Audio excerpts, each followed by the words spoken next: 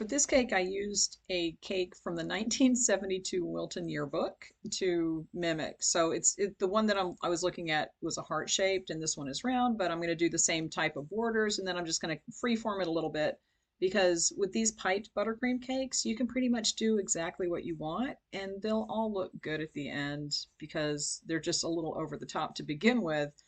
And the one thing you want to watch out for, see, as I'm going around here, I made part of, like, I think the part right in the front there is a little in from the edge, and the part to the left of this on the screen now is a little out. So you want to make sure that you're keeping it round.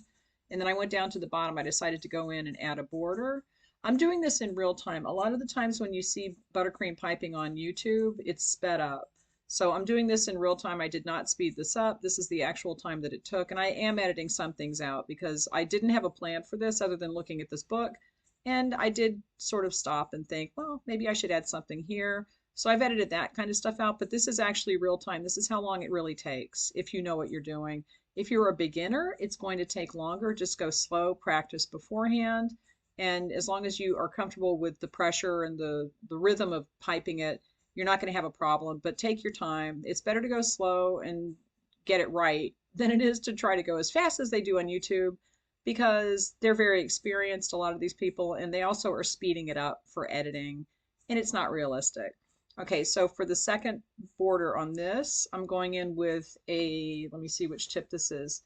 This is a number 61 tip, and it's a petal tip, but it's a little bit curved. It has a slight curve to it. And I'm just doing like a little kind of a long sweep and then a few little ruffles, as you can see. I'm sorry about the focus on this. It's very strange. I thought it was focused, but you can see on the back what it looks like. And then on the edge, it has a little ruffle and then a long little band. And as you're getting toward the end here, just keep an eye on where you need to go to match it up and just do that. And you can always use that part if you really mess it up when you join them. You can use that part as the back of the cake. Every cake has a back. And you do notice that on this, I have a different color because I had switched the bags, the piping bags. And this is a demo, so I'm not worried about the color. But that could be the back of the cake, you know, whatever. But every cake has a back now. And that's where you put seams and that kind of stuff, like where where the icing looks the worst, put it in the back. Now I've just put a mound of buttercream here, and I'm just adding some leaves because I'm going to put some air dry buttercream flowers on this. And I made them up beforehand. There's another video with that, which you can watch. And I will put a link to that on this video if I remember. If not, it's in there somewhere. Little blossoms, piping blossoms. And I'm peeling these off of parchment. These have been piped onto parchment and then left to dry for a few days. And it doesn't take long for these to dry out. These are, like I said, these have been drying for a few days, so they're really easy to handle. You still have to be careful. These are not like royal icing that dry hard as a rock. These are easy to move around, but they are still soft, and you can crack them, so you have to be careful. But the air dry buttercream basically has no dairy in it, so there's no butter and there's no milk. And it's all shortening, confectioner's sugar, and water. I have an article about how to make it, and I'll put the link in the description of this video. But it's a good thing to use because the flowers do dry hard enough that you can move them around, like I said, but when people bite them, they're still soft. And it's kind of like a crystallized sugar by the time they dry out. And it's not like the rock hard royal icing, which can sometimes break people's teeth, and you don't want that to happen at your party. It's not a good thing when someone has to have dental work because of your cake. It's just not good. So the air dry buttercream is a good option, and you can make these up ahead, like I said. So I'm adding some more leaves, and then I looked at it and thought, well, it's a little thin, so let's put some more on there. And that's the thing. When you're decorating a cake, you don't have to have a plan 100% in place. You can go in and move things around just how it looks, because you know the way that it looks in your head when you're starting is not necessarily how it's going to look when you're working on it. And as long as you know kind of generally what you want to do, then you can adapt that as you go to make it look the way that you want it to look. And so for this one, I wanted to have flowers in that one little arrangement. And then I'm thinking, okay, that looks kind of flat, so I'll just add some more. And that's fine. You can do that. There's no rule that says that you have to do things exactly, you know, a specific way and that you have to stay to plan because it's not how it works. Okay, so here's the cake. And then I decided to do some, like a couple little bunches. It had the original cake I was looking at had a little bunch on the top and a little bunch on the side. And then I realized that you couldn't really see it, but I did this first part just so you could see what I was doing. So it's the same kind of thing, putting the leaves down and then putting the flowers. And I'm doing this as another separate, so I'm doing like two arrangements. So this is a separate arrangement, and it's the same thing. Just pipe some leaves, then you're going to put some flowers down, and then you're going to fill in around with more leaf icing.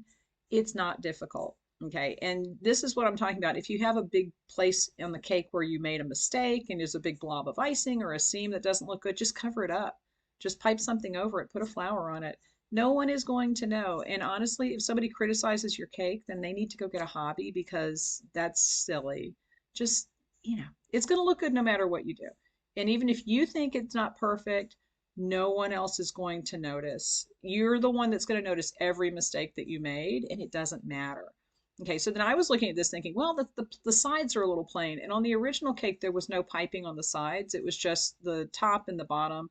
But I decided to go back in and add a little swag kind of border. And for this one, I'm using the same shell tip that I used on the top, which I believe was tip 18. I have notes that says I used tip 18 and tip 16 for this. So I don't know which one. The 18 is a little larger. This might be the 18, and then the top might be the 16. But I made marks on the side kind of to just give myself a place to aim for. And then I'm going back in and doing kind of a swirly motion. And this is less of a shell border and more like a rope. It's kind of a coil when you're doing the piping. With the shell border on the top, you pipe it and you pull it out and make it longer, and then you kind of give it a little tail, and then you keep going. That's a snail trail. It's a shell border. This is more just a round motion as you're piping it, and I'm just aiming for those marks that I made. And you can see here on the edge there, that's the spot that's a little far in from the outer edge. And I wish that I had covered that up a little bit better, but it's okay. Like I said, it doesn't matter, because it's not that big a deal. And now I'm looking at it thinking, okay, well, I need to add something else. Now I decided to put like a little kind of a long shell there and then a little thing at the bottom, just a little swirl. I could have put more flowers here. I was watching this when I was editing it thinking, oh, I could have put a flower there. That would have been okay. But you could do whatever you want. And this is your choice. Decorator's choice. You can do what you want. And see, that's where I started piping because I had the darker icing in it. Doesn't matter. Okay. You have to give yourself a little, give yourself a little grace here. You can do whatever you want and it's going to look good. It's very pretty. Okay, so then I was looking at it thinking, well, I want to add something else. And in the original cake, they did have a little pipe border like that on the bottom. So I decided to go back in with the leaf color. This is the color with the leaf, and this is a tip number 3, which is a round tip. And I'm just doing this around the little shells on the bottom. And then I decided to come in here. Okay, this is the number 16 shell tip. So everything up to this point was a number 18. And this is the 16. I was thinking, where did I use a smaller tip? This is the 16. And I said, well, I'll put some green up on the top too. And then I realized I just kind of randomly started piping. See, at the very beginning of that, it's all messy. And I'm like, I don't even know what I'm doing. So I'm just doing a whatever. And I realized after about 3 inches that I had kind of messed it up and it wasn't going to look round. And that's the one thing on the top, you kind of want it to look round. And that's why I was talking about the edge there is a little far in from the side. But I decided just to go back and do kind of the same swirly motion that I did on the swags on the sides and kind of do there's so many borders here, so many borders. But I did another kind of curly shaped border with the green that is covering up that uneven section to make it look rounder on the top, because you do want the top of the cake, if you're doing borders, you want it to look round. If it's really jagged and uneven, then that's not great. But again, it's fine if it's a little off. And see, there's a spot right up at the very top left that's a little far in, and that's okay. It doesn't matter. But by doing the 2 borders, this kind of covers up that spot at the very beginning of the first green border that was kind of wonky. So there's the cake. Very simple. It took about 15 minutes to pipe it. Easy to do, not complicated. You can do this, and don't be afraid if you make a little mistake, because you can cover it up. So that's what it looks like on the side. And again, I could have put something else there, but it's cute.